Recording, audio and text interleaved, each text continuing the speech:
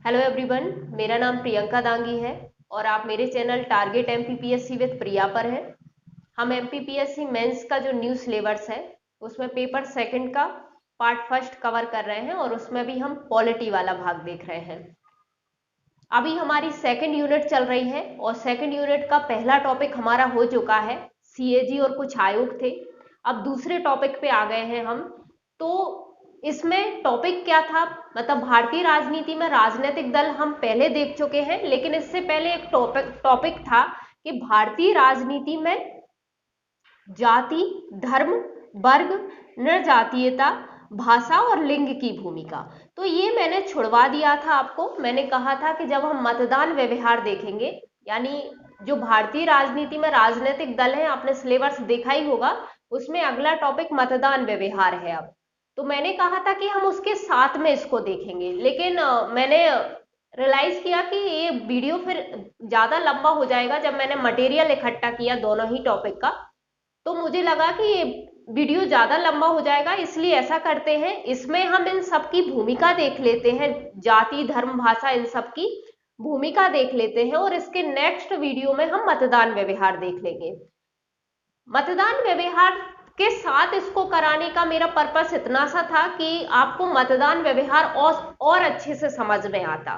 ठीक है, लेकिन ठीक है, अब हमारा वीडियो ज्यादा लंबा हो सकता है, तो हम पहले इस टॉपिक को कर लेते हैं और फिर उसके बाद मतदान व्यवहार को कर लेंगे। ठीक है, चलिए आगे बढ़ते हैं। ठीक है, तो अब आज का टॉपिक है हमारा भारतीय राजनीति में जाति, धर्म, वर्ग, लिंग, भाषा और निर्जातीयता की भूमिका।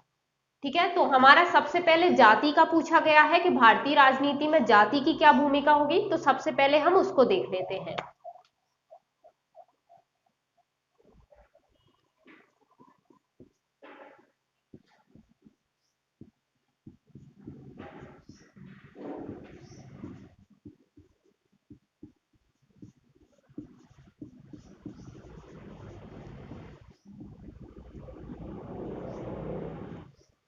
तो भारतीय राजनीति में जाति की भूमिका, अब मुझे क्या लगता है, जैसे इन सबके बारे में दिया है ना कि धर्म, जाति, लिंग, भाषा, निर्जातीयता, वर्ग, इनकी भूमिका बताइए, तो मेरा अनुमान ये है कि सिर्फ किसी एक के लिए आपसे वो 200 शब्द नहीं पूछेंगे पीएससी वाले। हाँ, शॉर्ट क्वेश्चन यहाँ से बन सकते हैं, 3 नंबर में भी हो सकता है आपसे पूछ लिया जाए, तो आप 1-2 पॉइंट वहां लिख देना। यदि 50 शब्द में पूछा जाए तो वहां भी आप लिख सकते हो। 200 शब्द में किसी एक के लिए पूछने की संभावना कम है। हाँ, सबके लिए एक साथ पूछ लिया जाए तो 200 शब्द में बन सकता है। संभावना क्यों कम है? क्योंकि ऑलरेडी इस यूनिट में इतना सफिशियंट मटेरियल उन्होंने दे रखा है कि वहां से उनका इजिली लॉन्ग क्वेश्चन उन्हें मिल जाएगा। ठीक है, जैसे आयोगों के कार्य हैं, उनकी आलोचनाएं हैं, इस तरह से उन्हें वहां से मिल ही जाएगा क्वेश्चन। तो सिर्फ एक टॉपिक पे वो शायद ही आपसे 200 शब्द में पूछे। हाँ, इस तरह से पूछ सकते हैं, जैसे जाति का ही ले लेते हैं, तो इस तरह से पूछ सकते हैं कि जाति की क्या भूमिका रहती है, इसके क्या क्या फिर प्रभाव पड़ रहे हैं, और अपने सुझाव दीजिए। इस तरह से पूछा जा सकता है। तो जब हम राजनीति की में इसकी भूमिका देखेंगे तो हमें इसके सुझाव और प्रभाव अपने आप समझ में आ जाएंगे। ठीक है, हम डिस्कस करेंगे ही सारी। यहां मैं आपको इतनी वर्ड लिमिट करवा देती हूं कि आपका 50 शब्द में तो चूंकि संभावना है आने की, है ना, तो वहां तो आपका इजिली आपसे आपके लिए वर्ड लिमिट अवेलेबल हो। फिर भी हम थोड़ी इतनी वर्ड लिमिट देख लेंगे कि हमें एक आइडिया लग जाए कि हमें, यदि हमें 200 शब्द में भी लिखना है तो हमें किस डायरेक्शन में जाना है, क्या लिखना है, वो इस तरह से आइडिया हमें हमारे इससे लग जाए। उतनी वर्ड लिमिट में हम एक कवर कर लेते हैं। ठीक है, अब देखो, वैसे तो आप सबको पता है कि भाई जाति की क्या भूमिका होती है ना। जिस क्षेत्र में जिस जाति की ज्यादा बहुलता होगी, उसी उसी का क्या कर देते हैं, राजनीतिक दल उम्मीदवार उतार देते हैं। कभी कभी असंतुष्ट होकर ये लोग अपने दल भी गठित कर लेते हैं। ठीक है, प्रचार भी उसी हिसाब से होता है, मतलब मुद्दे वही होंगे जो आपके क्षेत्र में जो जिस चीज की प्रमुखता होगी मुद्दे उसी के उठाए जाएंगे, ठीक है। उसी के हिसाब से आपके सामने नीतियां रखी जाएंगी कि हम आपके लिए ऐसा करेंगे वैसा करेंगे। ये सब सब क्या इसके हिसाब से तय होता है, ये तो हमने देखा है। लेकिन तो पॉइंट तो यही है ना। लेकिन इनको मैंने सीधे सीधे नहीं लिखा। क्यों नहीं लिखा? क्योंकि मान लो यदि 200 शब्द में आपसे सबका पूछ लिया गया कि भाई धर्म, जाति, वर्ग, लिंग, सबके बारे में, सबकी भूमिका राजनीति में क्या होती है बताइए, तो क्या आप हर पॉइंट में यही पॉइंट दोहरा दोगे? फिर तो उसको ऐसा लगेगा ना कि अच्छा ये एक ही पॉइंट को बार बार लिखे जा रहा है ना। तो जाहिर सी बात है हमें थोड़े पॉइंट अलग बनाने पड़ेंगे। तो उसके लिए मैंने चीजें यही हैं, थोड़ा सा उस हिसाब से, उस टॉपिक के हिसाब से रिलेटेड करके थोड़ा सा घुमा फिरा के कहने की कोशिश की है, ताकि क्या हो कि आपके पॉइंट भी पूरे हो जाएं। और यदि मान लो एक ही पेपर में मान लो या तो एक साथ ही सारों का पूछ लिया गया या फिर एक ही पेपर में 2 या 3 क्वेश्चन अलग अलग उससे पूछ लिए गए, तो आपका आंसर जो है वो सेम ना लगे, उसको ऐसा ना लगे कि अच्छा एक ही आंसर को बार बार लिखे जा रहा है ना, इस तरह से ना लगे। इसलिए मैंने इसको थोड़ा सा अलग तरीके से, थोड़ा सा घुमा के लिखने की कोशिश की है, जिससे आपका काम भी हो जाए और चीजें यही हैं। यदि वहां ध्यान नहीं आए कि क्या क्या था, किस तरह से लिखना है, तो ये तो है ही सरी, जो आप सुनते हो वो तो आप लिख ही आना, ठीक है। अच्छा, मैं यहां पे पूरा पॉइंट नहीं लिखूंगी। क्यों नहीं लिखूंगी? क्योंकि 50 शब्द से कोई कोई सा पॉइंट 50 शब्द से ज्यादा ही है, और 50 शब्द भी एक बार में यहाँ पे नहीं आ पाता मेरे बोर्ड में। और यदि मैं पहले आपको आधा लिख के वो समझाऊं, फिर आधा लिख के आगे का समझाऊं, तो आपका भी फ्लो टूट जाएगा, आपको भी सही समझ में नहीं आएगा। तो यहां मैं सिर्फ समझा देती हूं कि मैंने नोट्स में लिखा क्या है। और नोट्स आपको टेलीग्राम चैनल जो हमने बना लिया है अब, तो उसके डिस्क्रिप्शन बॉक्स में आपको लिंक मिल जाएगी, आप नोट्स वहां ले लेना इस टॉपिक के जाके। जो चीज यहाँ नहीं लिखाई जाएगी उस टॉपिक के आपको नोट्स कहाँ पे मिल जाएंगे? टेलीग्राम चैनल पे, ठीक है। और कोई दिक्कत आए तो आप मुझे कमेंट बॉक्स में पूछ सकते हो। तो वैसे तो मैं वही समझाऊंगी जो मैंने पॉइंट में लिखा है, मेरे ही लिखे हुए नोट्स में आपको दूंगी। चलिए तो शुरुआत करते हैं। जाति की भूमिका हमने कैसे देखी है वो देख लेते हैं। तो हमारे टॉपिक के पहले पॉइंट में हमने क्या लिखा है वो हम देख लेते हैं। तो देखो क्या हुआ कि जो उच्च जातियां थी या जो ऑलरेडी विकसित जातियां थी, जैसे ही नई व्यवस्था आई उन्होंने राजनीतिक संगठन बना लिए। अब इन्होंने ही क्यों बनाए? क्योंकि देखो जब पहले था तो ये राजतंत्र में इन लोगों के पास पर्याप्त शक्ति थी, चाहे क्षत्रिय हो, शासक वर्ग था, ब्राह्मण के पास भी पर्याप्त अधिकार थे, समाज पर अच्छा खासा प्रभाव हुआ करता था, है ना। यहां चूंकि हम जाति के संदर्भ में देख रहे हैं ना, इसलिए हम सिर्फ जातियों के आधार पर बात कर रहे हैं, ठीक है। तो इनका अच्छा खासा प्रभाव हुआ करता था। अब यदि अब राजतंत्र तो रहा नहीं, अब लोकतंत्र आ गया। अब इन्हें अपनी शक्ति, प्रतिष्ठा, प्रभाव चाहिए, तो इन्हें क्या करना पड़ता? सत्ता हासिल करनी पड़ती।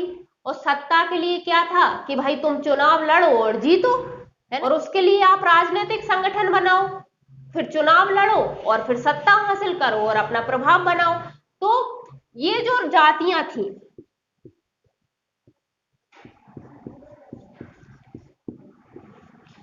मतलब ये उच्च जातियों से मतलब सिर्फ ये नहीं है कि ब्राह्मण, क्षत्रिय, जो भी विकसित जातियां जितनी भी थी उस टाइम पे उसकी बात कर रहे हैं, है ना। या उस किसी भी जाति में कोई विकसित लोग जो थे, ऑलरेडी जागरूक थे, उन्होंने क्या किया कि राजनीतिक संगठन बना लिए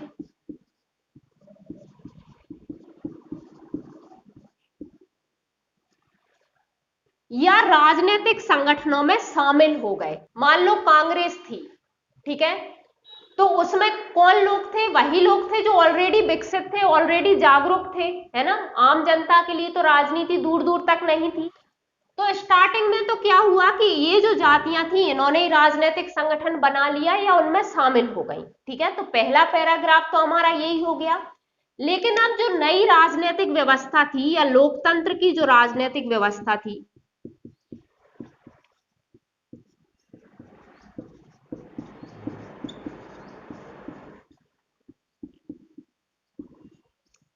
इस लोकतांत्रिक राजनीतिक प्रणाली में क्या था कि सभी वयस्कों को क्या था, मतदान का अधिकार था।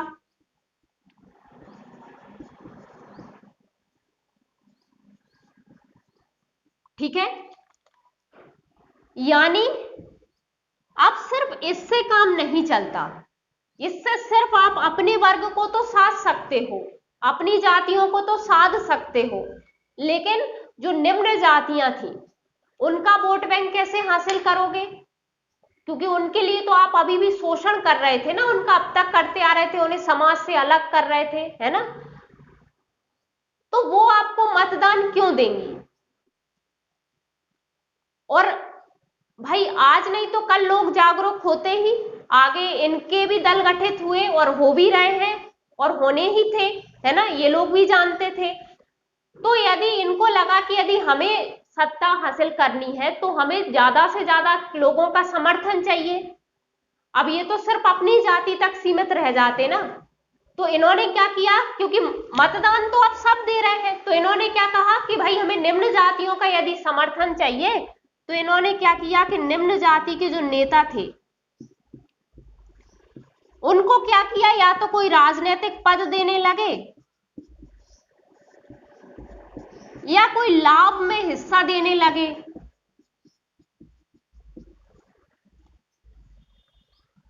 है ना, जो निम्न जाति के लोगों को। क्यों? ताकि आप लोग अपनी जाति को प्रेरित कर सको वोट डालने के लिए, हमारे पक्ष में वोट डालने के लिए। तो यहां से राजनीतिक जागरूकता या राजनीति में भागीदारी इन जातियों की भी बढ़ गई। ठीक है, दूसरे पैराग्राफ में हमने यही कहा।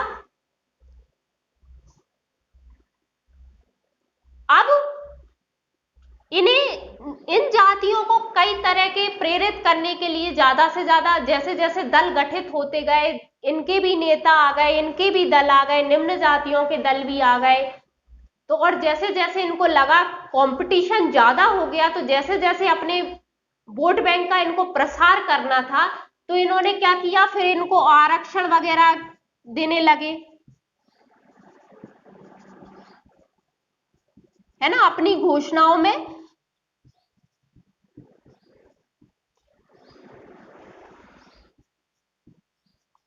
इन सबका इनको प्रलोभन देने लगे, यानी इनको आकर्षित करने के लिए कि हम आपको आरक्षण देंगे, मुफ्त में ऐसी चीजें देंगे, मतलब कोई भी चीज मुफ्त में देंगे, इस तरह के कुछ प्रलोभन देके, कुछ अन्य सुविधाओं के प्रलोभन देके ये लोग इनको आकर्षित करने लगे अपने पक्ष में। ठीक है, लेकिन इससे क्या हो गया कि इससे लोग और ज्यादा से ज्यादा जाति व्यवस्था में बट गए, है ना, यानी जाति व्यवस्था और ज्यादा गहरी हो गई इन सब के चक्कर में। तो मतलब अब इन सुविधाओं के आधार पर भी ये लोग बट गए, सबको अपने अपने हित दिखने लगे अब। ठीक है, हम कितने मरे जाते हैं कि आरक्षण दो, आरक्षण दो, इसको इतना परसेंट दिया है तो हमें इतना परसेंट दो, है ना। तो ये सारी चीजें मतलब आप जाति व्यवस्था में और ज्यादा बंध गए हैं, हम और ज्यादा हम उसका लाभ लेने की कोशिश करते हैं, और ज्यादा आप हम उसे मांग रहे हैं कि नहीं हमें और दो, और सामने वाले को क्यों दिया। ठीक है, तो वो चीज है, मतलब जाति व्यवस्था और ज्यादा गहरी हो गई इस राजनीति के चक्कर में। और अब क्या स्थिति हो गई है कि अब चाहे उम्मीदवार उतारना हो और चाहे सरकार में उनका प्रतिनिधित्व करना हो, हर स्तर तक लेके इस बात का विशेष ध्यान रखा जाता है जाति का। ठीक है, यही हमने अपने पॉइंट में कहा है। ठीक है, अब यदि आपको, जैसा मैंने कहा कि यदि 200 शब्द में, वैसे तो हम शब्द सीमा हमने इतनी देख ली है कि 50 शब्द तो हमारे इजीली हो जाएंगे। अब डिपेंड करता है कि आपसे पूछा क्या क्या गया है जाति के आधार पर, ठीक है, यदि 200 शब्द में आता है तो इसको भी आप और विस्तृत कर सकते हो, है ना। लगभग 60-70 वर्ड यहाँ पे इस पॉइंट में आपको मिल जाएंगे, लेकिन कम से कम यदि 200 शब्द में पूछा है तो आपके 125-150 शब्द तो आपके होने चाहिए, जिसके बारे में जो चीज पूछी गई है उसके बारे में, है ना। बाकी फिर आप उधर उधर की चीजें लिख सकते हो, ठीक है। इधर उधर की मतलब उससे ही रिलेटेड अपने सुझाव देना हो, समस्याएं बतानी हो, कुछ भी।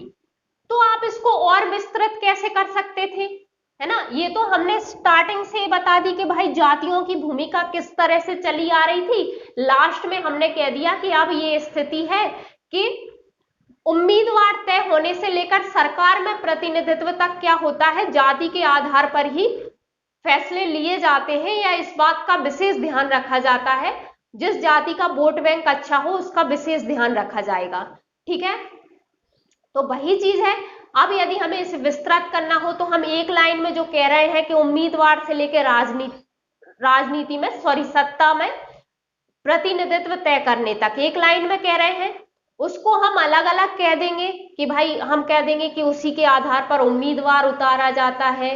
फिर चुनाव प्रचार में भी उसी के उस क्षेत्र विशेष में जो जाति होती है उसी के मुद्दों को विशेष महत्व दिया जाता है या उठाया जाता है, ठीक है। फिर जब सरकार बनती है तो सरकार में भी इन जातियों का जिनका वोट बैंक अच्छा होता है उनके प्रतिनिधियों को शामिल किया जाता है ताकि वो अपने जातियों को साध के रख सके और उनका पर्याप्त प्रतिनिधित्व भी वहां रहे, क्योंकि ये इनके ही उस पे आए हैं, चुन के आए हैं, है ना, और अगले 5 साल बाद फिर चुनना है उनको, है ना। तो ताकि ये लोग वहां भी उनका पर्याप्त प्रतिनिधित्व रहे। फिर जो नीतियां कानून बनेंगे वो भी पक्ष के हिसाब से, वो भी राजनीति ये जाति के हिसाब से ही बनेंगे, क्योंकि वो घोषणा कर करके आए हैं तो जाहिर सी बात है उनको पूरा भी करना पड़ेगा, अगली बार फिर भी तो चुनाव लड़ना है, ठीक है। तो इस तरह से हम उसको और विस्तृत कर सकते हैं। आराम से आप 100-150 शब्द आराम से लिख दोगे, फिर आखिरी में आपको उसको निष्कर्ष के साथ आप उसको खत्म कर सकते हो। 50 शब्द में आराम से 5-6 लाइन आपकी जो भी होगी वो आप बता सकते हो कि इससे समस्या क्या आ रही है और इसके समाधान क्या हो सकते हैं, ठीक है। यदि 200 शब्द में आपको ये लिखने आया तो, ठीक है। तो आई होप आपको एक आइडिया मिल गया है कि आपको किस तरह से लिखना है, तो आपको कोई दिक्कत नहीं आएगी। चलिए, तो मेरे हिसाब से यदि ये 200 शब्द में भी आता है तो भी और 50 शब्द में भी आता है तो भी एक अच्छा पॉइंट ये हमने बनाया है। हमने स्टार्टिंग से बताया है कि जाति का कैसे क्या इन्वॉल्वमेंट उसका होता रहा और अब क्या स्थिति हो गई है, वहां तक हमने पूरा बताया है, ठीक है। अब अगला है धर्म। धर्म के आधार पे या धर्म की राजनीति में क्या भूमिका है वो देखते हैं, ठीक है। अच्छा, अब हम इसी प्रकार देखेंगे कि जैसे इसको देखा है ना, तो जो हमें नोट्स में मिलेगा जो मटेरियल, उसी को अब हम यहाँ पे धर्म के आधार पे भी या धर्म की भूमिका में भी समझेंगे, ठीक है। जो लिखवाने वाली चीज होगी वो अभी मैं यहाँ लिखवा दूंगी, ज्यादातर टॉपिक जिनको नहीं लिखवाना वो मैं ऐसे ही समझाऊंगी, ठीक है। अब अगला हमारा है कि भारतीय राजनीति में धर्म की क्या भूमिका है, ठीक है। जैसा कि मैंने कहा कि सिर्फ ऊपर वही पॉइंट है जो आप समझते हो या सुनते हो कि उम्मीदवार उस हिसाब से उतारा जाता है, दल भी उस हिसाब से गठित होते हैं, प्रचार प्रसार उस हिसाब से किया जाता है, लेकिन हम शुरू से उसकी अब तक की क्या स्थिति रही है हम उस फ्लो में इसको देख लेंगे कि यदि एक अच्छा परफेक्ट पॉइंट हमको बनाना हो तो हम किस तरह से बता सकते हैं, क्योंकि ये तो हम आज की स्थिति बता रहे हैं ना, शुरू से स्थिति चलती क्यों कैसे आई और अब स्थिति क्या हो गई है, हम इस तरह से बता रहे हैं अपने पॉइंट्स में, ठीक है। चलिए,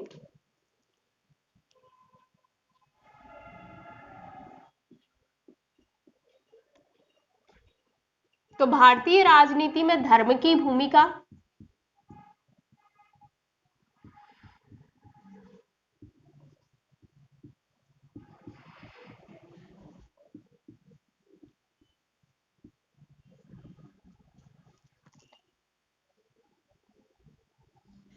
धर्म की भूमिका, जब हम एक अच्छा आंसर लिखेंगे तो हम शुरू से बता देंगे कि भाई क्या क्या स्थिति रही, क्यों धर्म इतना महत्वपूर्ण था और क्या स्थिति चलती आई और अब की क्या स्थिति हो गई है, ठीक है। तो पहले पैराग्राफ में हमने यही कहा है कि भारतीयों के जीवन में क्या था कि प्राचीन काल से ही धर्म बहुत इंपॉर्टेंट था। इसलिए क्या हुआ कि भले ही हमारे संविधान में धर्मनिरपेक्ष राष्ट्र बना दिया हमें,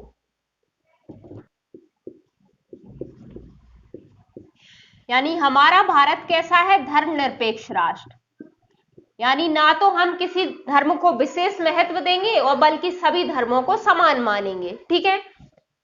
लेकिन इसके बावजूद भी चुनावी राजनीति में इसके प्रभाव की अवहेलना नहीं होती।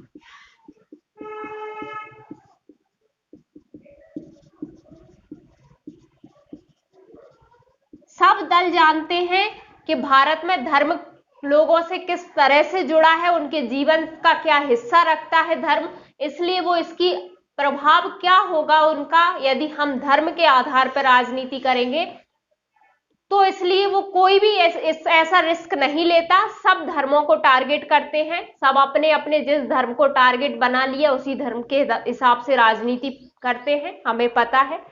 तो पहले हमने यही बता दिया कि भले ही हम धर्मनिरपेक्ष थे, लेकिन उसके बाद भी हम क्या करते हैं कि हमारी जो चुनावी राजनीति होती है, फिर भले ही हम बाद में धर्मनिरपेक्ष के कितने भी गुणगान गाएं, लेकिन जब चुनाव में उतरना होता है तो कोई भी इसके प्रभाव की अवहेलना नहीं कर पाता, चाहे कोई दल हो।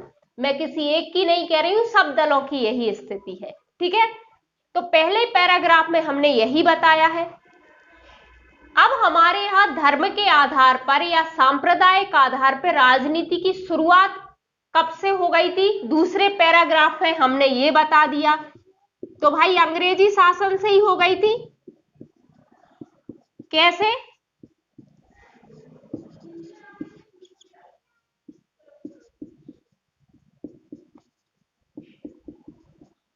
ये वाक्य तो आपने बहुत कई बार सुना होगा।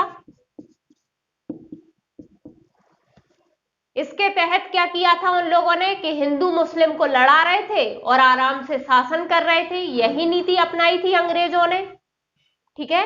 तो हमारे यहाँ सांप्रदायिक आधार पर राजनीति तो यहीं से शुरू हो गई थी। तो दूसरे पैराग्राफ में हमने यही बता दिया कि हमारे यहाँ राजनीति में धर्म का प्रवेश कहां से हो गया, ठीक है। अब होता क्या है कि या तो जो अल्पसंख्यक होते हैं या अल्पसंख्यक नहीं होते हैं, बहुसंख्यकों को भी अपना धर्म खतरे में लगता ही है, ठीक है। आपने स्पेशली हम राजनीति की बात कर रहे हैं, वो एक्चुअली में है या नहीं है वो तो आप जानते हो कि हम जानते हैं, लेकिन होता क्या है कि अपने धर्म को सर्वोपरि बताना है या अपने धर्म की सर्वश्रेष्ठता स्थापित करना है, क्योंकि यहां से जब ये सब शुरू हो गया तो अब स्थिति क्या हो गई है, या फिर स्थिति क्या आगे चल के स्थिति क्या हो गई थी कि अब अपने धर्म को श्रेष्ठ बनाना है ना, या अपने धर्म की रक्षा का भाव आ गया कि नहीं कहीं मेरा धर्म नहीं पिछड़ जाए। तो इस चक्कर में अगला पैराग्राफ में हमने यही बताया है कि इन सब के भाव के चलते ही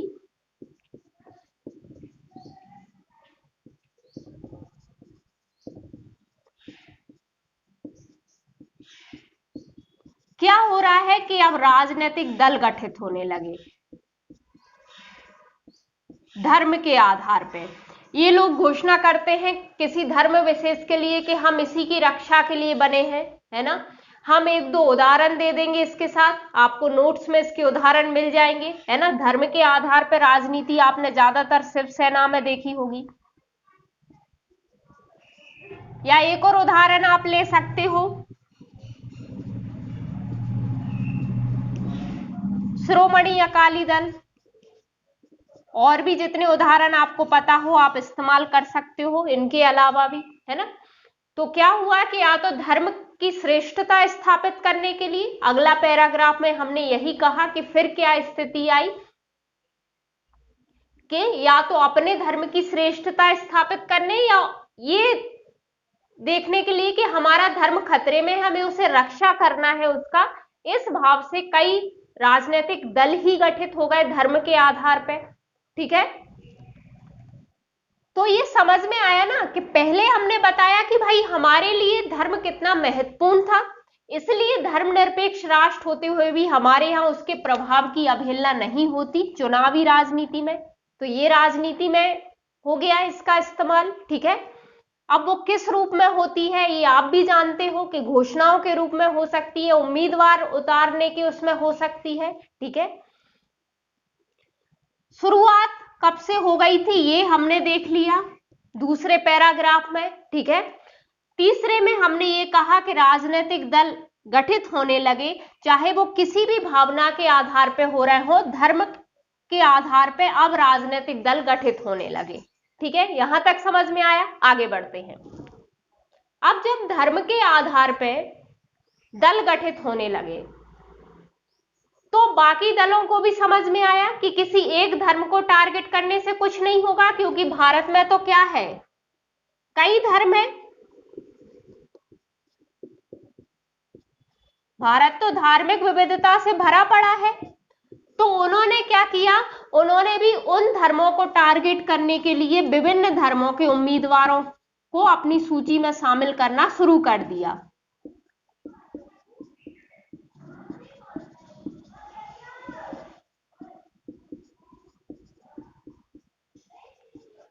अब इनको जिस धर्म को टारगेट करना होता है तो ये उसी धर्म के हो जाते हैं, ठीक है। इनका दल उसी धर्म का हो जाता है, ये उसी धर्म के हो जाते हैं। तो सही धर्मनिरपेक्षता यही दिखाई देती है। आप और हम लड़ते रहते हैं हिंदू मुस्लिम के नाम पे और इनका धर्म अपने आप बदलता जाता है, ठीक है। तो वो चीज है, बाकी आप खुद समझदार हैं। चलिए, तो ये स्थिति आ रही है कि अब बाकी लोग भी क्या कर रहे हैं, बाकी जो दल जो धर्म के आधार पर नहीं भी गठित हुए थे वो भी दल क्या कर रहे हैं, अब उम्मीदवारों की सूची में अपने उस हिसाब से शामिल कर रहे हैं जिस धर्म को भी टारगेट करना होता है। अगले पैराग्राफ में हमने यही देखा है, ठीक है। फिर क्या होता है कि धर्म के आधार पर दबाव समूह भी बने हैं, वो भी राजनीति की जो नीतियां हैं वो उनको प्रभावित करते हैं।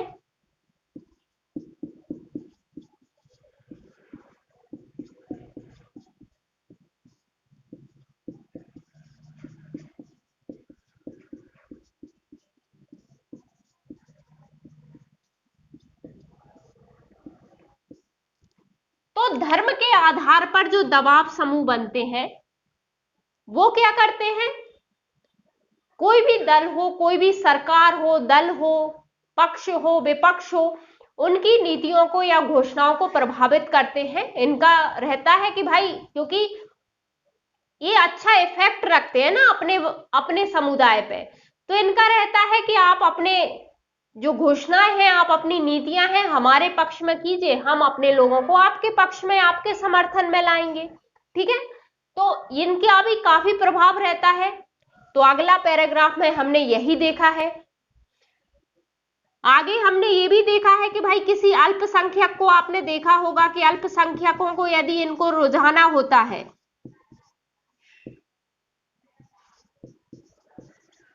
तो ये नीतियां वगैरह उनके हिसाब से भी बनाते हैं।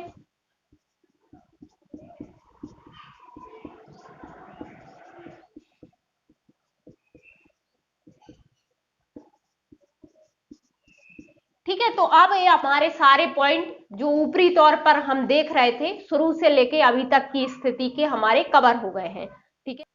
तो ये धर्म के आधार पर था कि राजनीति में क्या भूमिका है, शुरू में हमने उसका महत्व बता दिया और उसके बाद क्या स्थिति रही ये अब तक का हमने देख लिया है, ठीक है। तो एक आपका अच्छा पॉइंट ये बन गया है, भले ही मैं नहीं समझाती तो बहुत इजी था, आप आराम से समझ जाते, लेकिन मुझे लगा कि नोट्स में कोई दिक्कत नहीं आए इसलिए मैंने यहाँ पे थोड़ा सा एक्सप्लेन कर दिया। अब अगला टॉपिक है हमारा वर्ग की भूमिका। राजनीति में हम वर्ग की भूमिका देख लेते हैं, ठीक है।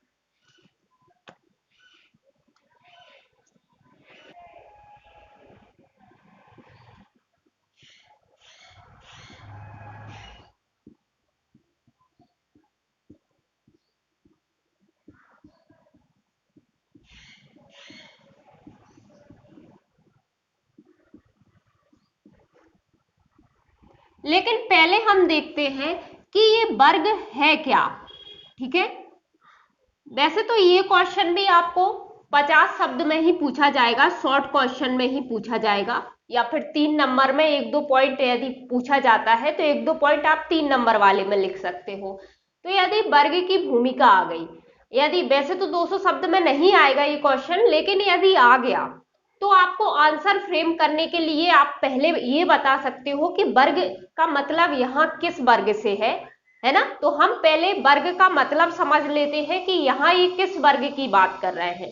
ठीक है, तो देखो होता क्या था कि हमारे यहाँ वैदिक काल से ही हमारा समाज कितने वर्गों में बटा था?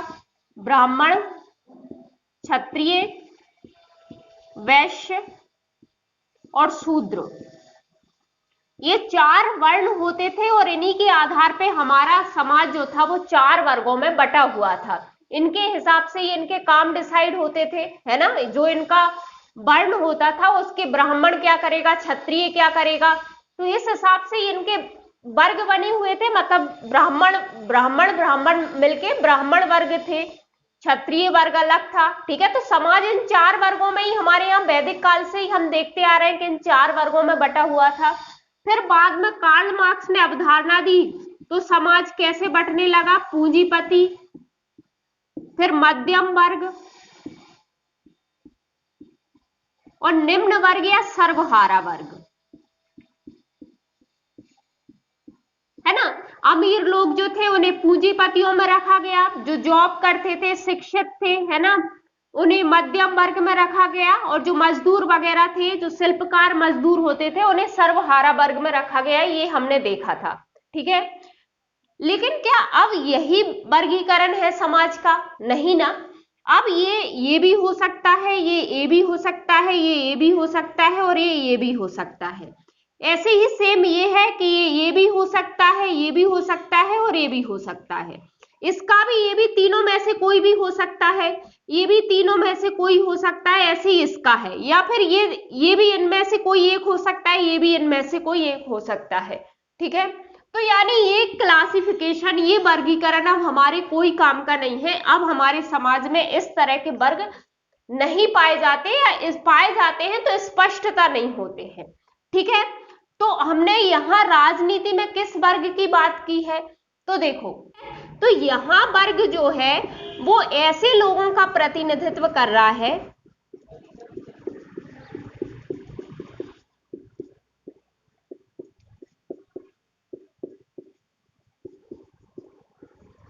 मतलब ये लोगों का जो समूह है, इसे हम समूह नहीं कह रहे हैं, बल्कि क्या कह रहे हैं? वर्ग। यानी ये वर्ग शब्द जो है वो ऐसे लोगों का प्रतिनिधित्व कर रहा है। कैसे लोगों का?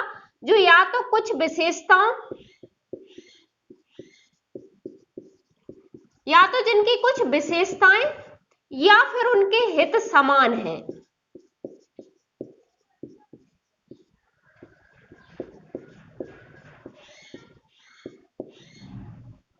अब ये जो विशेषताएं हैं या ये जो हित है वो समान किस आधार पे हो सकती हैं? तो वो किसी भी आधार पे हो सकती हैं, चाहे तो कार्य क्षेत्र के आधार पे हो, या योग्यता के आधार पे हो, या जाति धर्म के आधार पे हो, या फिर आर्थिक स्थिति के आधार पे हो।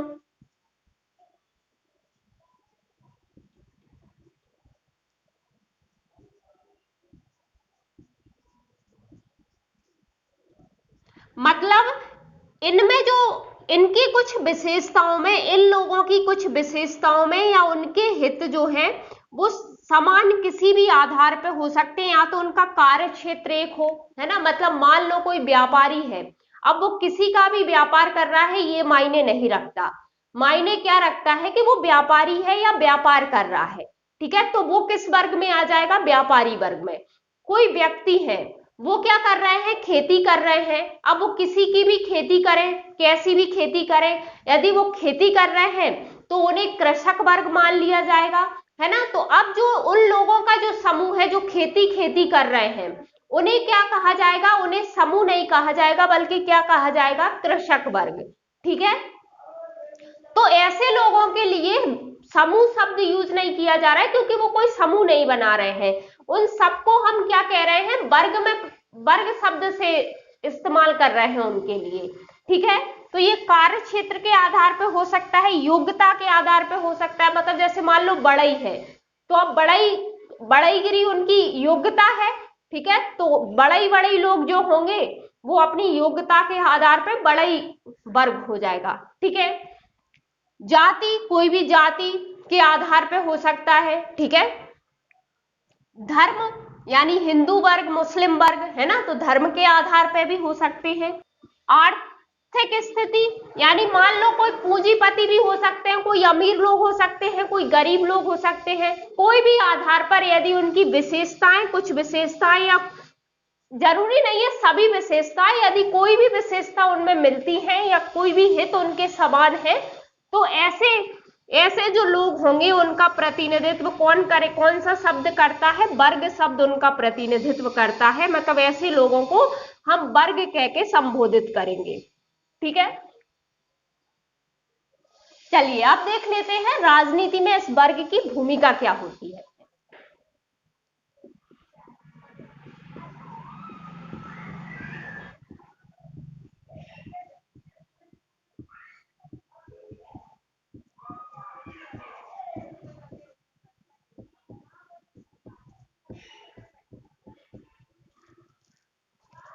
वर्ग की भूमिका, तो पहला पॉइंट हम इसमें लिख सकते हैं उम्मीदवार का चयन।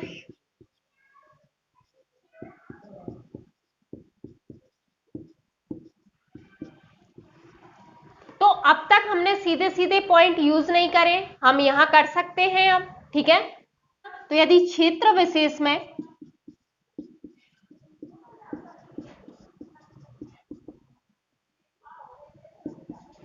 जिस वर्ग की बहुलता होगी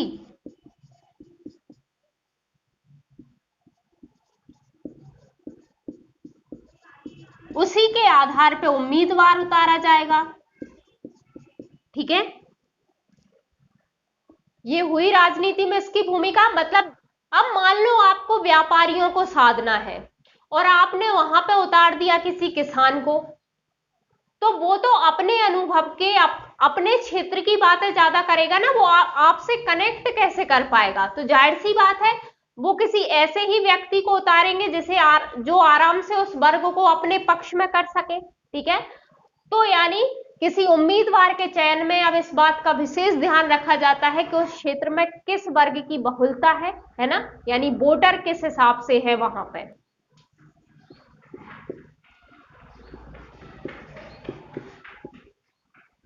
प्रचार का माध्यम,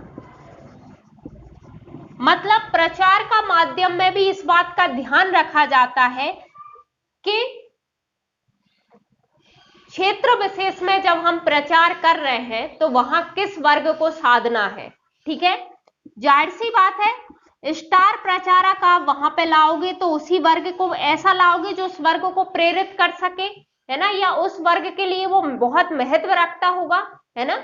यानी मान लो यदि किसान को आपको साधना है तो आप किसी ऐसे व्यक्ति को लाओगे जिससे किसान उससे प्रेरित हो सके, नहीं तो इसको लाने का क्या मतलब। प्रचार में मुद्दे भी आप वही उठाओगे।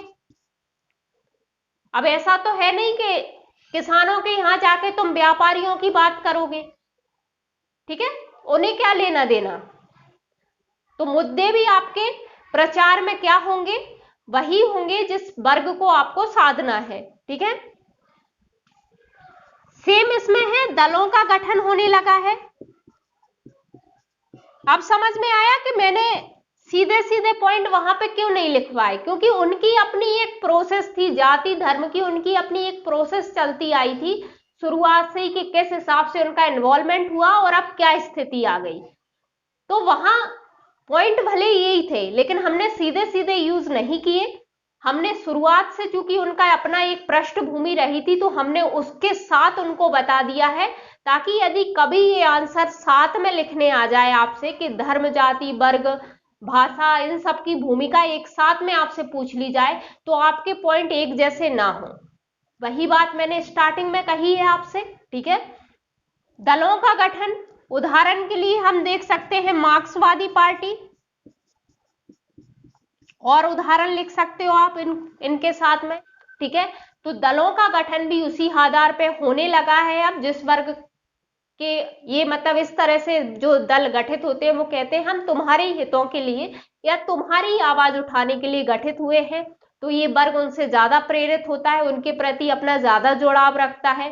ठीक है, जाहिर सी बात है नीति निर्माण में भी उनकी भूमिका होती है।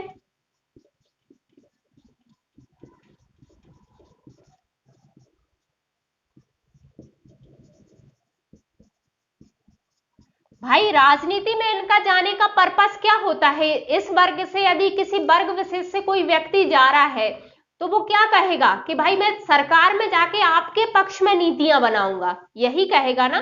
तो जाहिर सी बात है नीति निर्माण में भी उसकी भूमिका होगी। ठीक है, तो ये 50 शब्द के हिसाब से आपका इजीली हो जाएगा।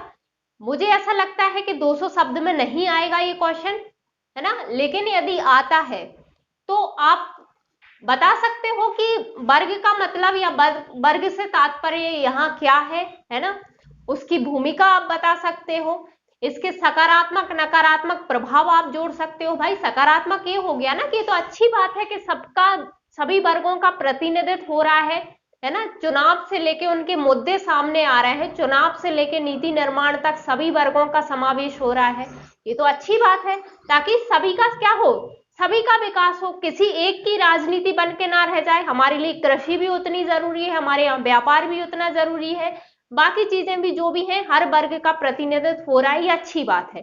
ठीक है, कुछ नकारात्मक प्रभाव की भाई क्या होता है कि सिर्फ ये किसी एक वर्ग विशेष के चक्कर में दूसरे वर्ग की अवहेलना करते हैं या उनकी उनकी उपेक्षा करते हैं, ये नहीं होना चाहिए, या इस तरह की राजनीति नहीं होना चाहिए, ये हम इसके नकारात्मक प्रभाव में बता सकते हैं। ठीक है, अपने कुछ सुझाव हो तो उसके साथ आप आंसर खत्म कर सकते हो। तो इस तरह से आपका 200 शब्द में भी आपका आंसर बहुत अच्छे से बन जाएगा। वैसे नहीं आएगा, लेकिन आप इस तरह से तैयार रहना, यदि आए तो छोड़ने की जरूरत नहीं है। ठीक है, चलिए आगे बढ़ते हैं। अब अगला है हमारा भारतीय राजनीति में ना निर्जातीयता की भूमिका। तो देखो निर्जातीयता होती क्या है पहले वो समझ लो, है ना, फिर हम उसकी डेफिनेशन भी अभी देखेंगे ही, क्योंकि हो सकता है 3 नंबर में आपसे डेफिनेशन बस पूछने आ जाए, या 200 शब्द में आपका आंसर आए तो उसको फ्रेम करने में भी वो आपके काम आ सकती है, या फिर आपसे पूछा जाए कि निर्जातीयता क्या है, उसकी भूमिका बताइए। तो इस तरह से क्वेश्चन यहाँ से बन सकते हैं। निर्जातीयता एक अच्छा टॉपिक है, यहाँ से बन सकता है। ठीक है, तो निर्जातीयता है क्या, यानी एथनिसिटी।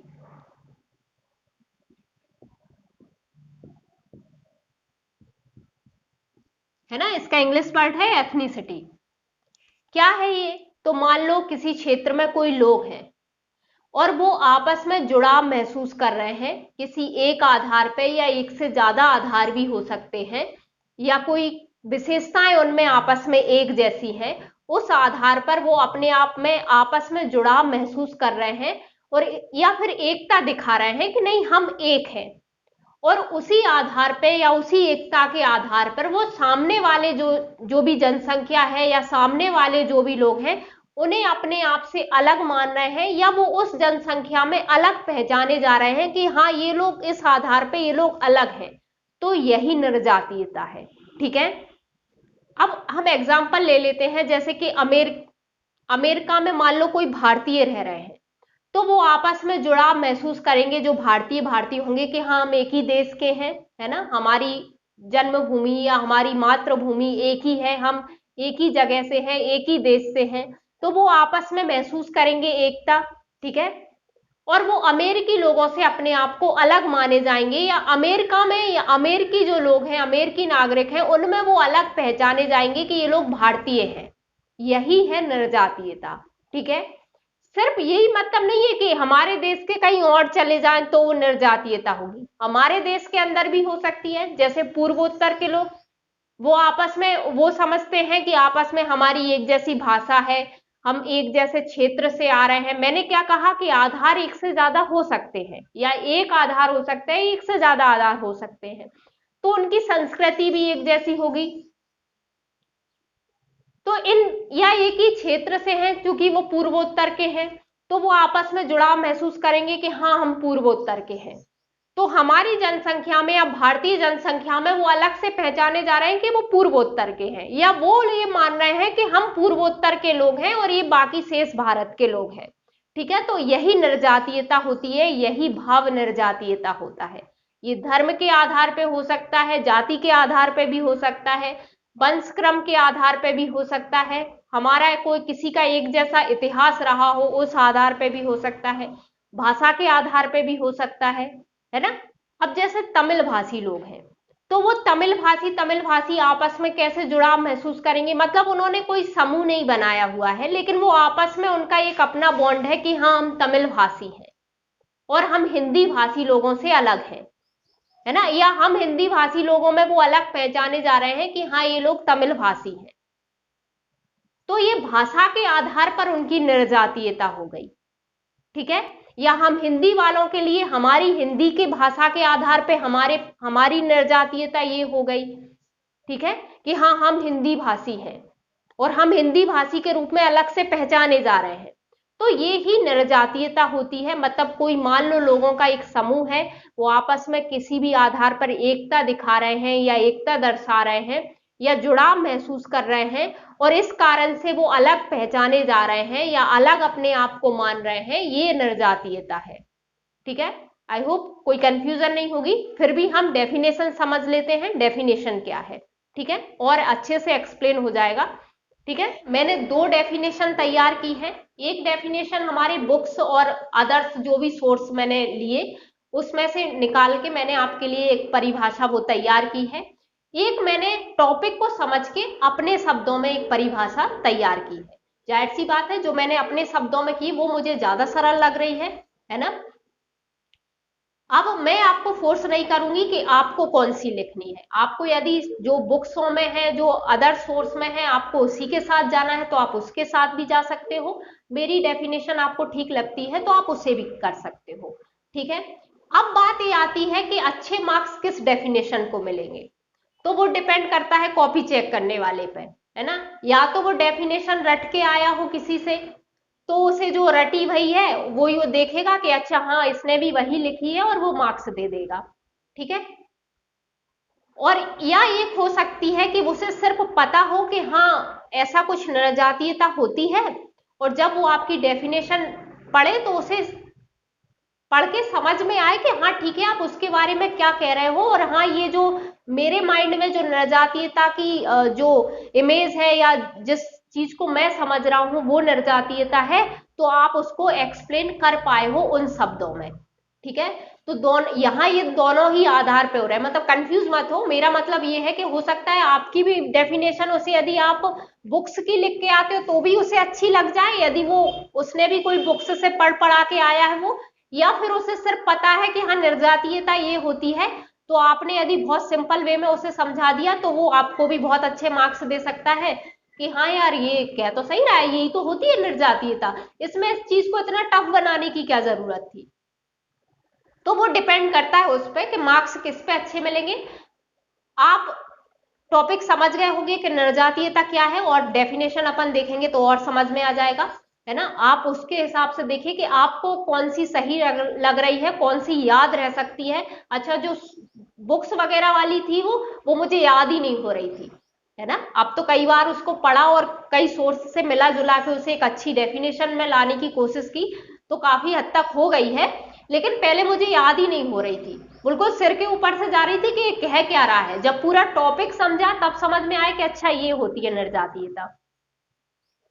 तो हम देख लेते हैं ये टॉपिक, हम निर्जातीयता की डेफिनेशन देख लेते हैं। आप डिसाइड कर लेना आपको कौन सी सही लग रही है, आप किसके साथ जाना चाहते हो, आप बिल्कुल स्वतंत्र हो इसके लिए। मैं ये नहीं कहूंगी कि मैंने जो लिखी है आप वही लिख के आना, कहीं ऐसा ना हो कि मैं भी डूबूं तुमको भी लेके डूबूं, तो ये नहीं होना चाहिए। चलो मजाक कर रही हूँ, वैसे मैंने टॉपिक समझ के ही बनाई है तो सही ही है ना। तो मैंने जो डेफिनेशन तैयार की है वो क्या है, हम पहले वो देख लेते हैं। निर्जातीयता किसी क्षेत्र के लोगों में, है ना, कोई भी क्षेत्र के लोग हैं, कहीं के भी लोग हैं, है ना, भाषा, धर्म, जाति, वंशक्रम, क्षेत्र, संस्कृति, इतिहास आदि, मतलब इसके अलावा भी और चीजें भी हो सकती हैं, है ना। किसी भी आधार पे कोई भी चीज हो, किसी भी आधार पे यदि उनमें उत्पन्न एकता है ना, उनमें इन सब के आधार पर या और भी चीजें जो होंगी किसी भी आधार पर उनमें एकता उत्पन्न हो रही है या अपनेपन का भाव उत्पन्न हो रहा है। और इस भाव के कारण वे स्वयं यानी वे खुद, या तो वे खुद या दूसरे कोई भी के द्वारा बाकी समाज या जनसंख्या से अलग माने या पहचाने जाते हैं, नृजातीयता कहलाती है। समझ में आई? मतलब यदि हम यहाँ भाषा की बात करें तो जैसे भाषा के आधार पे हम तमिल वालों की ही ले लेते हैं एग्जाम्पल, तो जैसे भाषा के आधार पर तमिल वाले एक जुड़ गए, है ना। अब वो क्या समझ रहे हैं कि नहीं, हम हिंदी भाषी लोगों से अलग है ना। क्यों? क्योंकि हम सबकी विशेषता क्या है, तमिल भाषा है। हम आपस में कैसे जुड़े हैं, तमिल भाषा में। तो जब जैसे राष्ट्रीय भाषा बनाने का मुद्दा कई बार संसद में उठा तो उन्होंने इसका विरोध किया कि नहीं, हिंदी आप हम पे थोप नहीं सकते, है ना। और ये सबने किया, जो मतलब भाई तमिल से ही मतलब नहीं है, तेलुगु भाषी है, उर्दू भाषी है, जो भी है, सबने विरोध किया, है ना। और जाहिर सी बात है, यदि इनकी हिंदी की जगह कोई और भाषा आ जाएगी तो हिंदी भाषी लोग भी विरोध करने लगेंगे, है ना। ऐसा नहीं है कि वो गलत कर रहे हैं, लेकिन ये भाव क्या है मैं वो बता रही हूं। तो यदि उन्होंने विरोध किया कि नहीं हिंदी हम, तो वो सब एक हो गए, है ना, वो सब एक हो गए, वो सब एकता दिखाने लगे, है ना। या उनमें अपनेपन का भाव आ गया कि नहीं, अच्छा ये तमिल भाषी है तो ये मेरा अपना है ना, ये हिंदी भाषी है तो ये अलग है ना। यानी इनमें एक तरह से एकता उत्पन्न हो गई कि भाई आप और ये सामने वाले से अपने आप को अलग मानने लगे, या तो ये खुद मानने लगे या दूसरे भी इनको मानने लगे, है ना। तो इनकी पहचान एक अलग से बन गई, जनसंख्या में या समाज में कहीं भी बन सकती है, यानी धर्म के आधार पर, जाति के आधार पर समाज में बन जाएगी। जनसंख्या में इनकी अलग से पहचान बन गई कि ये तमिल भाषी लोग हैं, ठीक है। तो यही निर्जातीयता कहलाती है ना। मतलब ये भाषा के आधार पर निर्जातीय समूह हो गए, लेकिन इन्हें समूह कहा नहीं जाता, क्योंकि ये कहा जाता है कि समाज शास्त्र में जो मानक है समूह होने के, वो ये पूरे नहीं करते। भाई निर्जातीयता का भाव तो एक किसी व्यक्ति में भी तो हो सकता है, जरूरी थोड़ी ये पूरे समूह में हो। 4 लोगों में भी हो सकता है कि अच्छा ठीक है, मैं कहीं हूं मान लो, और मुझे कहीं मैं कहीं तमिल में रह रही हूं और वहां तमिल भाषी लोग हैं, और कोई हिंदी भाषी वहां पे आ जाता है दूसरा व्यक्ति, तो मैं उसके प्रति अपना भाव, अपनापन महसूस करूंगी कि अच्छा हाँ ये मेरे जैसा है, हिंदी भाषी है ना। ठीक है, तो हम भी वहां हम भी निर्जातीय हो गए, क्योंकि हम मानने लगे कि अच्छा हम एक हैं और सामने वाले हमसे अलग हैं, है ना। हमारे हित एक जैसे हैं, हमारी विशेषताएं एक जैसी हैं। इसी आधार पे हम धर्म में भी देख सकते हैं, भाई हिंदू हिंदू इकट्ठे हो जाते हैं, हिंदू हिंदू में एक अपनापन, एक एकता अलग होती है, मुस्लिम लोगों में अलग होती है, दूसरों को वो अपने आप से अलग समझते हैं। तो इस आधार पे भी जो जो भाव होता है, जो एकता होती है, या जो भी उनके आपसी भाव होता है दूसरों को अलग समझने का, खुद को अलग समझने का, वो क्या होता है, वो निर्जातीयता होती है। ऐसे ही जाति के आधार पे भी हो सकती है, वंश क्रम के आधार पे हो सकती है, क्षेत्र के आधार पे हो सकती है। मैं आपको बता ही चुकी हूं कि जैसे मान लो भारतीय लोग जो अमेरिका में है, तो भारतीय लोगों में एक अपनापन अलग ही होगा, है ना। ये भावनात्मक यानी निर्जातीयता भावनात्मक जुड़ाव के कारण किसी दूसरे समूह को अपने आप से अलग मानना या अपने आप को उनसे अलग मानना ही निर्जातीयता है, ठीक है। तो क्षेत्र के आधार पे भी हो सकती है, मैं बता ही चुकी हूं, महाद्वीप के आधार पे भी हो सकती है, देश के आधार पे भी हो सकती है, देश में भी किसी क्षेत्र विशेष के आधार पे हो सकती है। जैसे पूर्वोत्तर के लोग अपने आप को अलग समझते हैं और हम भी उन्हें अलग मानते हैं कि अच्छा पूर्वोत्तर के लोग, इनकी ऐसी विशेषताएं हैं, ये समान त्योहार मनाते होंगे, समान उनकी संस्कृति होती है, रीति रिवाज होते हैं, है ना। तो ऐसा संस्कृति वही है, मतलब मान लो मेरे जैसा त्योहार मनाने वाला, मेरे जैसी रीति रिवाज रखने वाला कोई व्यक्ति होगा, तो उसके प्रति मेरा जुड़ाव अच्छा होगा और दूसरों के प्रति उतना अच्छा नहीं होगा, या मैं उसे और अपने आप को दूसरों से अलग मानूंगी, है ना। तो वो चीज है।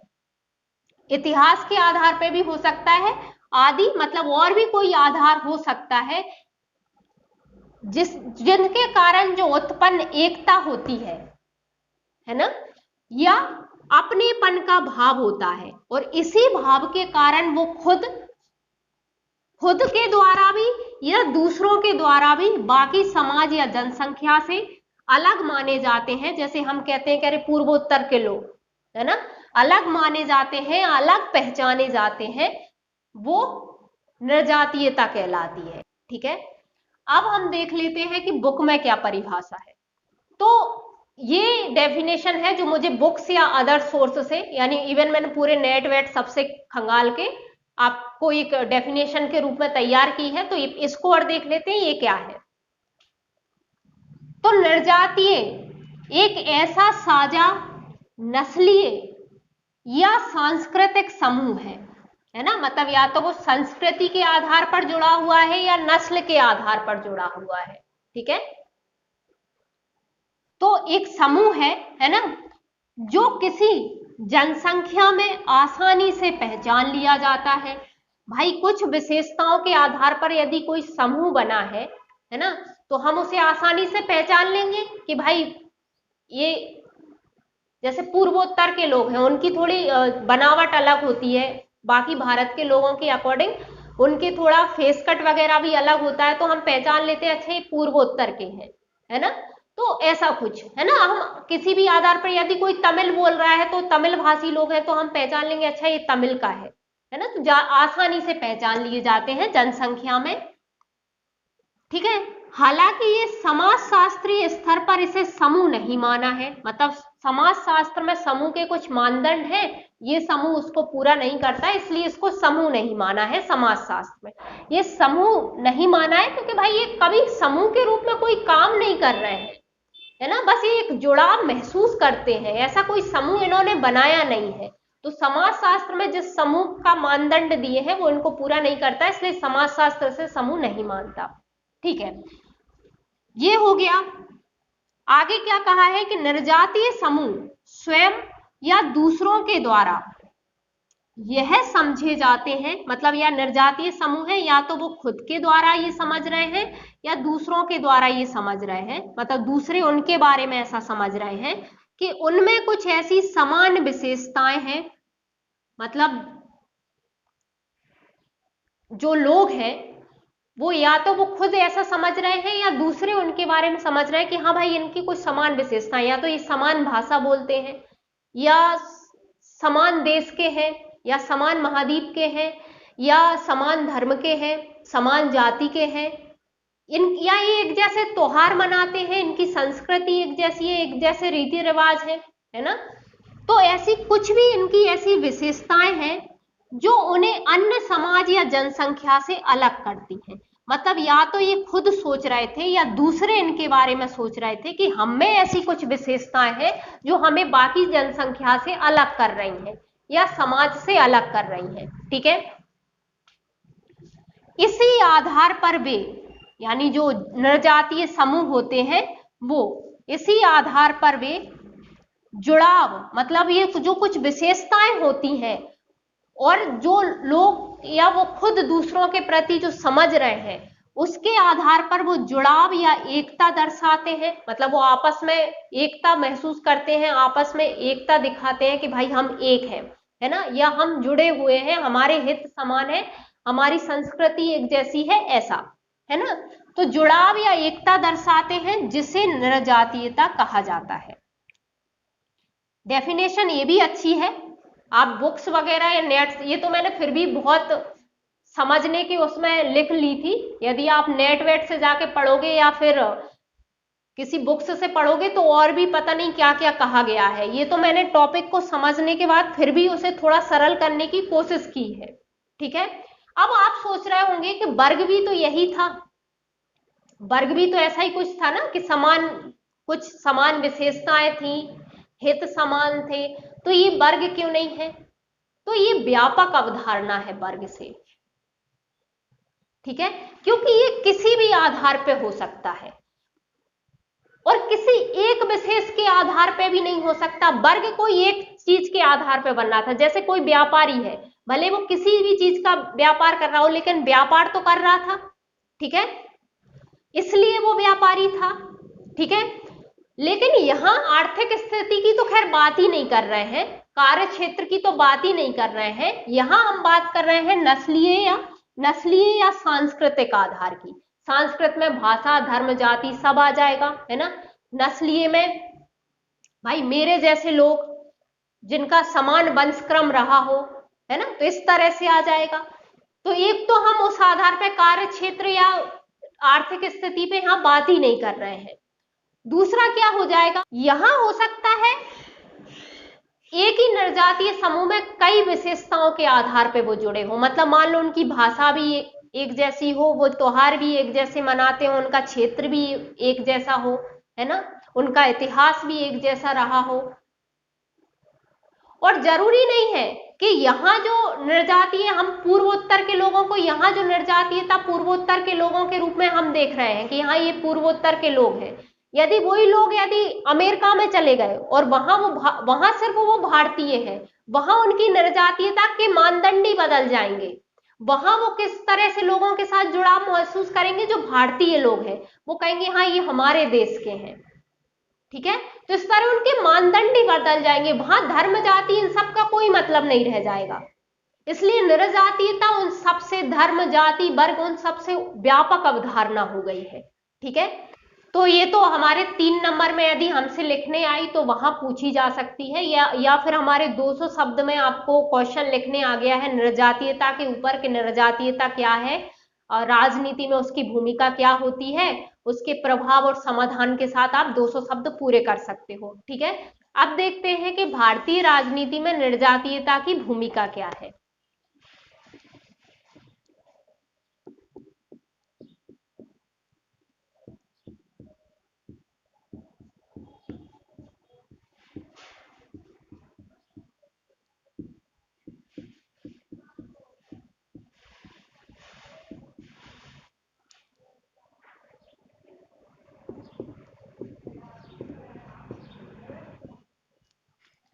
पहला हम देख सकते हैं कि क्षेत्रीय दलों का उदय।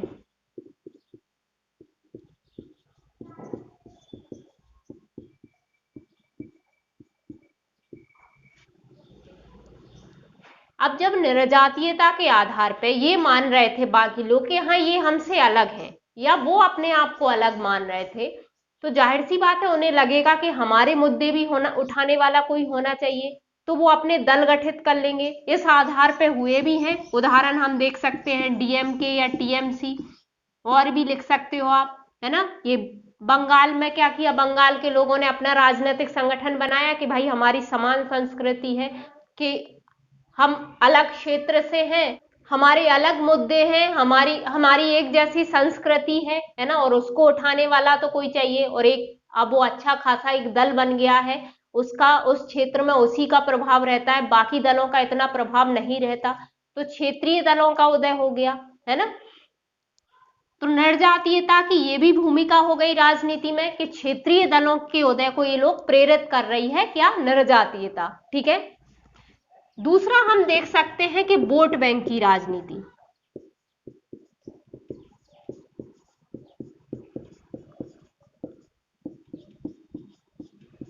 भाई ये निर्जातीयता के आधार पे क्या था कि कोई समूह अपने आप अलग पहचाना जा रहा है या अलग माना जा रहा है, या वो खुद अपने आप को अलग मान रहा है, तो इन्हें तो उनको टारगेट करना है ना, तो ये सिर्फ उन्हीं को वोट बैंक मान के उन्हीं के हिसाब से अपना प्रचार प्रसार करते हैं। नीतियां, घोषणाएं भी इनकी वही होती हैं, यानी इनका उद्देश्य सिर्फ उस वोट बैंक को साधना होता है और कुछ नहीं, है ना। तो ये यहां सिर्फ वोट बैंक की राजनीति होने लगती है। ये भूमिका हो गई निर्जातीयता की राजनीति के आधार पर। इसके अपने कुछ प्रभाव भी पड़ते हैं, वो भी हम अभी देख लेंगे। अगला हम देख सकते हैं राजनीति में निर्जातीयता की भूमिका में कि नेताओं का एजेंडा। इस पॉइंट में क्या हो जाएगा, इसके आधार पर इन्हें इनका एजेंडा मिल जाता है, इनको पता है कि इनको किस वोट बैंक को साधना है। ठीक है, और फिर कभी कभी ये राजनीति के चक्कर में उनमें इतनी नफरत भर देते हैं कि अलगाववाद और क्षेत्रवाद जैसी स्थिति भी सामने आ जाती है ना। तो ये भी भूमिका हो जाती है निर्जातीयता की। अगला हम देख सकते हैं कि नीतियां अपने पक्ष में बनाने के लिए सरकार पर दबाव डालते हैं, है ना।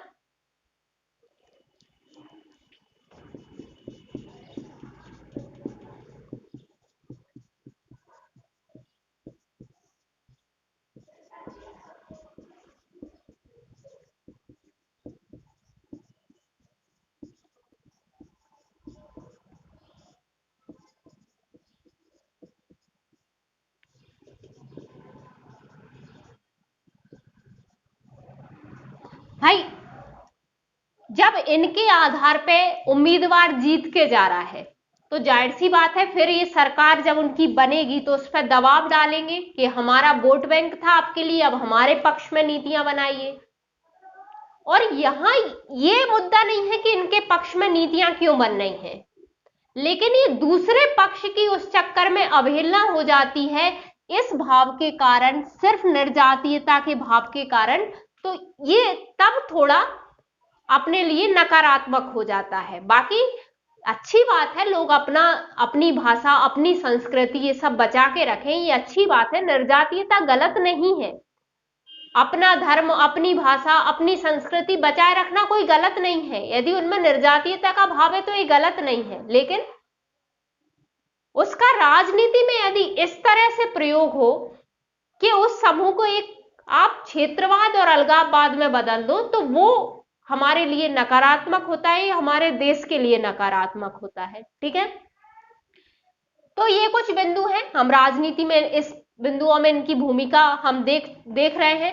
ठीक है, इनके कुछ प्रभाव भी, वैसे तो 200 शब्द में शायद ही आए यहां से भी, लेकिन यदि आता है, चूंकि अच्छा टॉपिक है, तो आप ये पॉइंट लिख के इनकी भूमिका भी लिख सकते हो, या इन्हीं को आगे बड़े बड़े बिंदुओं में एक्सप्लेन कर सकते हो कि भाई क्षेत्रीय दलों का उदय हो रहा है, उदाहरण दे सकते हो। उसके बाद बता रहे हो कि हालांकि क्या होता है कि इससे केंद्र राज्य संबंध प्रभावित होते हैं, क्योंकि जो क्षेत्रीय दल है वो सिर्फ उस क्षेत्र विशेष के लिए सोचते हैं, उसकी राजनीति करते हैं, और इसलिए जो केंद्र में जिन दलों की सरकार होती है उनसे जनरली इनकी नहीं बन पाती है। जैसे बंगाल और केंद्र सरकार के बीच खींचातानी हम आए दिन देखते ही रहते हैं, है ना। तो ऐसी कुछ स्थिति हो सकती है, तो इसके केंद्र राज्य के संबंधों पर क्या पड़ता है, प्रभाव पड़ता है। वोट बैंक की राजनीति होती है तो जाहिर सी बात है विकास के मुद्दे पिछड़ जाते हैं।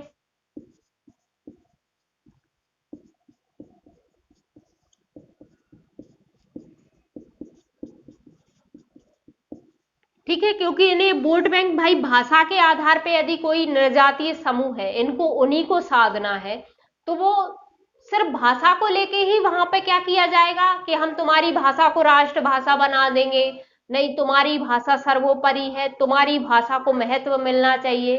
धर्म के आधार पे होगा तो उसी धर्म को सर्वोपरि बता दिया जाएगा। ठीक है, तो इस तरह से क्या होता है कि वोट बैंक यदि निर्जातीयता के आधार पे हो जाता है तो जो विकास के मुद्दे हैं, जो आज की जरूरत है, वो पिछड़ जाते हैं। ठीक है,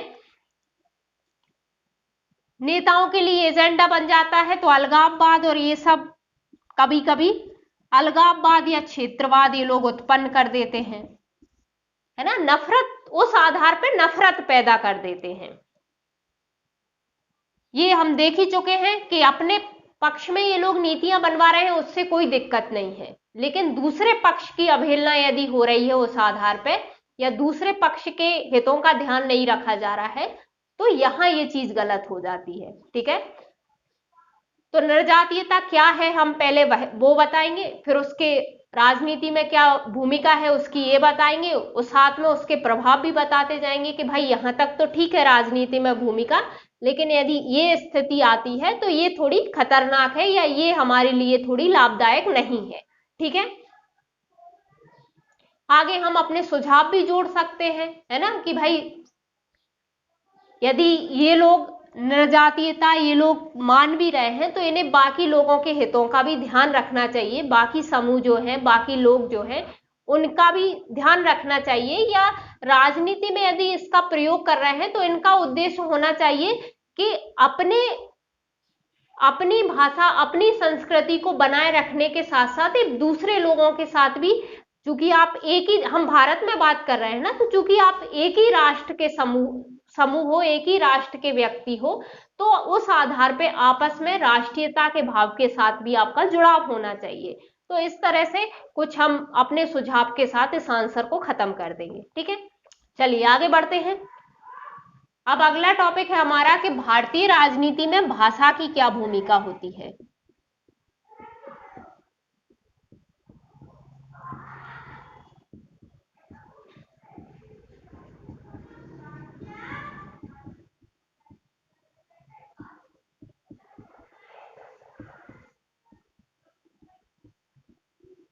इसे भी हम 50 शब्दों के हिसाब से देख लेते हैं। ज्यादातर यहां से 50 शब्द का ही आपसे शॉर्ट क्वेश्चन ही पूछा जाएगा, तो इसके लिए भी आपको नोट्स मिल जाएंगे। नोट्स में क्या है कि भाई होता क्या है, भाषा क्या है, संवाद का मुख्य माध्यम होती है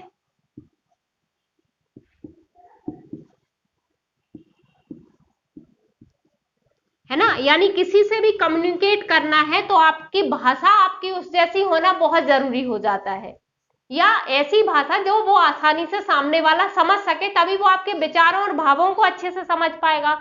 तो हमने यही लिखा है कि भाई क्या होता है कि यदि आप समान भाषी उम्मीदवार उनके सामने प्रस्तुत करोगे तो वो उनके साथ ज्यादा जुड़ाव महसूस करेंगे, क्योंकि वो आप उसके भाव, उसके विचारों को ज्यादा अच्छे से समझ पाएंगे या ज्यादा जुड़ाव महसूस कर सकेंगे उसके साथ साथ। ठीक है, तो दल क्या करते हैं, समान भाषी उम्मीदवार उतार देते हैं जनरली, है ना। इसी पैराग्राफ में हमने कहा है कि ये हमारे मतदान व्यवहार, क्योंकि हमें राजनीति में बताना है, तो ये लोगों के मतदान व्यवहार को भी क्या कर सकता है, प्रभावित करता है। और इसका उदाहरण हम दक्षिण भारत में बहुत अच्छे से देखते हैं, ये हमने कह दिया अपने पॉइंट में। मतदान व्यवहार हमारा अगला टॉपिक है, लेकिन भले हमने नहीं समझा इस टॉपिक को, लेकिन इस शब्द से आपको पता क्या चल रहा है भाई, मतदान का व्यवहार ना, मैं अपने मतदान को लेकर कैसा व्यवहार कर रही हूं, है ना। तो ये चीज क्या भाषा प्रभावित कर सकती है इसको, ये हमने ऊपर समझा ना कि यदि समान भाषी होंगे तो लोग ज्यादा जुड़ाव महसूस करेंगे, तो जाहिर सी बात है मुझे वो फैक्टर क्या करेगा, भाषा, यहाँ पे भाषा फैक्टर मुझे प्रभावित कर रहा है मेरे मतदान को। यानी हो सकता है अब मैं प्रेरित होकर सामने वाला, क्योंकि मेरे जैसे भाषी का लोग है, तो मैं उसके साथ उसके लिए मैं मतदान करूं। ठीक है, तो ये मेरे मतदान व्यवहार को प्रभावित कर रहा है। ठीक है, अगला इसी में आगे हमने और क्या एक्सप्लेन किया है कि हो सकता है कि भाषा के आधार पर लोग अपने समूह बना लेते हैं,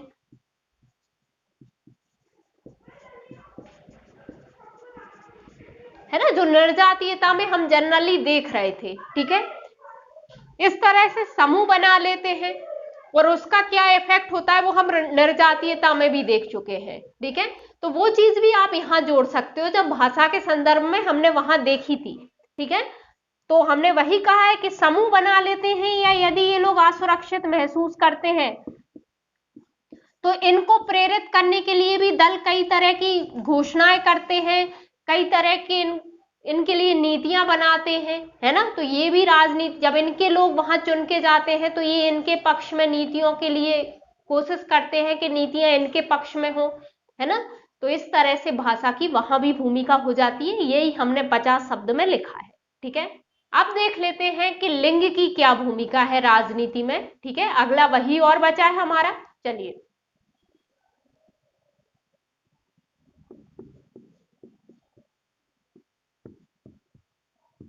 भारतीय राजनीति में लिंग की भूमिका,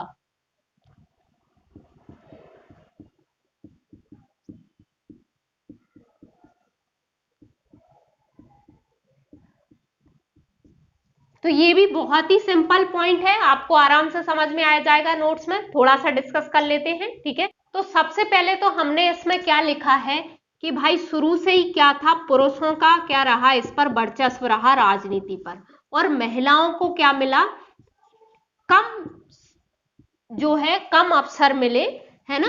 तो पहला हमने यही कहा,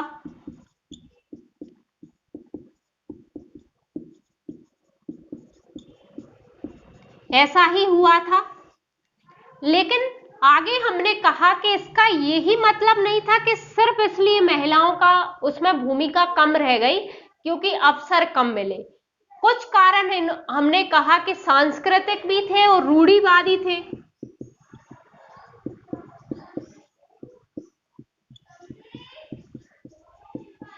जिसके कारण क्या हुआ कि महिलाएं ही आगे नहीं आ रही हैं।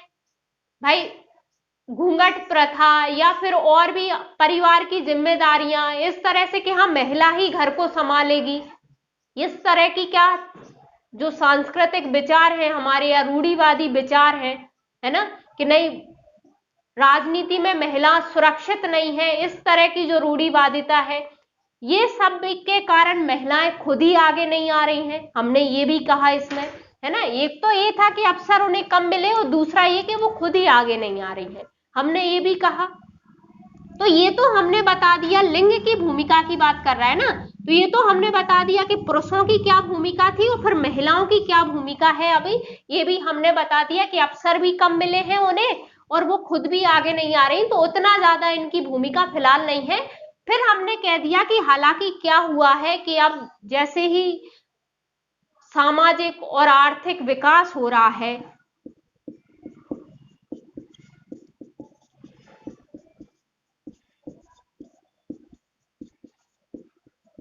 जागरूकता बढ़ रही है,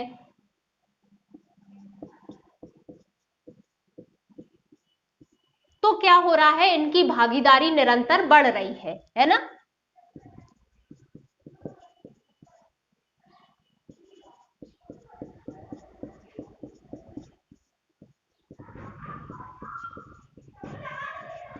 ठीक है, हमने ये बता दिया कि अब महिलाओं की क्या स्थिति है कि भाई अब जब चीजें पहले से बेहतर हो रही हैं, शिक्षा का प्रसार हो रहा है, सामाजिक सुधार हो रहे हैं, आर्थिक स्थिति अच्छी हो रही है, महिलाओं की भी अच्छी हो रही है, वो सेल्फ डिपेंड हो रही हैं और जागरूकता भी बढ़ रही है, तो वो क्या कर रही हैं, अब वो राजनीति में ज्यादा से ज्यादा भागीदारी कर रही हैं।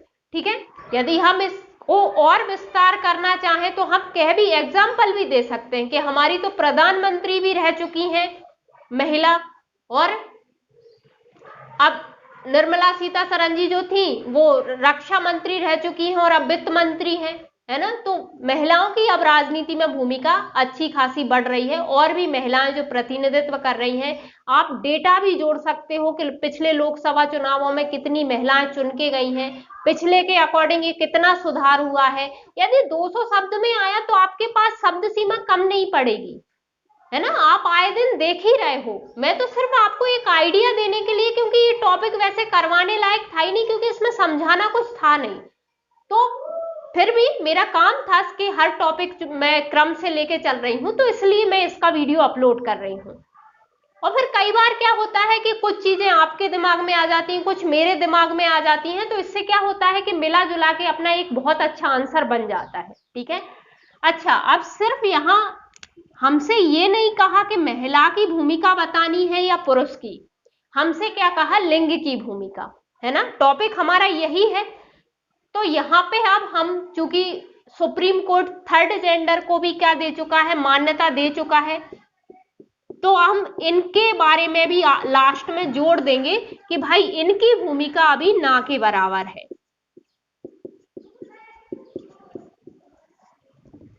बहुत ही कम है इनका, तो आप बताइए तो मुझे कहीं कुछ भूमिका आपको दिखती हो तो, है ना। तो इनकी भूमिका तो अभी बिल्कुल ना के बराबर है, हम ये भी कहेंगे। ठीक है, तो ये टॉपिक हमारा समाप्त हो गया है। अगला टॉपिक हम पढ़ेंगे मतदान व्यवहार। अच्छा टॉपिक है और ये जब हमने पहले समझ लिया है तो वो हमें इजीली समझ में भी आ जाएगा।